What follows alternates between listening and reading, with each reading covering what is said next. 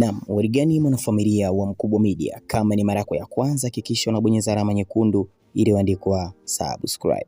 Ngoma ya kwake Harmonize Sing Again iliweza kufanya makubwa sana. Sasa katika ile album ya Made for Us ambayo kwa namna moja ama nyingine iliweza kufanya makubwa sana katika upande wa Boomplay. Sasa Chat Tanzania wametuletea habari nzuri sana, wakaandika hivi: je, unajua kuwa album ya Harmonize Made for Us ndio album pekee kutoka Tanzania iliyoka trending namba 1 kwenye mtandao wa Boomplay ndani ya miezi 8?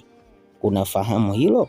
Yani unafahamu ile album ya Made for Us aliyotoa Harmonize iliweza kukaa trending namba 1 katika upande wa Boomplay kama album bora ndani ya Boomplay, kushika namba 1 ndani ya miezi 8.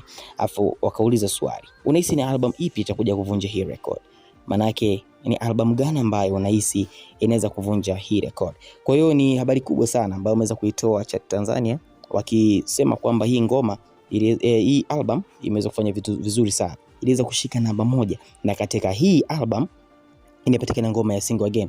Ilikuwa ni global song, na ilikuwa ni ngoma ambayo kwa kweli ilikuwa ni hit song aliyoitoa Harmonize. Ilikuwa ni ngoma kali ikipata katika album ya Made for Us. Nadhani ndio kitu ambacho kilifanya ngoma hii kuweza kufanya vizuri na kukaa namba 1 katika upande wa Boomplay na kushika namba 1 ndani ya miezi 8. Sasa baada ya kuongea hivyo Shazam kuandika, moja ya watu kuja kucomment wakasema new album soon, akisema kwamba kuna album mpya inakuja kuandaliwa. Mmoja akasema huu mwaka watu wakimbiza wazee wa gang from Burundi. Mwisema kwamba album 4 zote hizo kufanya mwaka kuwa wenu, so mnasubiri hii ndio ifanye mwaka huu kuwa wenu. Haya, mwisema mimi nipate japo featuring humo kwa hiyo album, au mnasemaje? Mwisema na mbona hana numbers hadi Zuchu kamshinda? Akisema kwamba mbona hana numbers. Unajua streams, watu wanaangalia streams, wanaangalia numbers.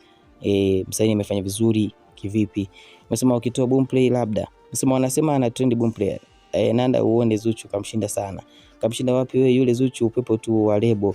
Ngoja tu Rayvanny kiko wapi? Konde jeshi la mtu mmoja. Msema Diamond si yeye ako juu peke yake, na akitoka Wasafi hizo numbers atapata. Don't forget ni her 4th year but Harmonize ako 10 years. Binadamu bwana, yani kwa nini uitoe Boomplay? Bado kuna watu huwa mnasema hayo maupuzi ya lebo, eti upepo wa lebo. Ila mkiuliza maswali hamjibu.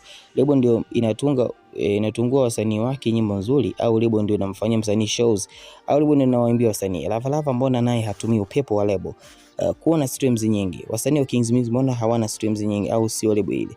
Ibra mbona hana hizo streams, au kashatoka kwenye lebo? Au ndio kusema Konde Gang au na lebo nyingine hazina upepo? Mtu kama anajua tu. Kama mwenyewe kashoka kimuziki, ila wewe unamuona Rayvanny tu. Maana huwezi kuwa na album 5 alafu uziwe na streams na mtu miaka 3 kwenye muziki na album moja tu. Yes, kwa kizungumzia kuhusiana na upepo. Mmoja akasema kuna siku mtamwelewa kwa nini anajiita number 1. Mwingine anasema kwamba hakuna atakayevunja rekodi yake, labda yeye mwenyewe. Anasema The Godson ya Mario itakaa mwaka mzima. Fundi wa muziki ni mmoja tu, tembo la matembo. Na mwingine akaja akasema labda album inayokuja huyo rekodi zake anavunja mwenyewe, yani rekodi anazoziweka rekodi zile huwa anazivunja mwenyewe. Dondosha maoni yako, hakikisha unabonyeza alama nyekundu ili ndio subscribe.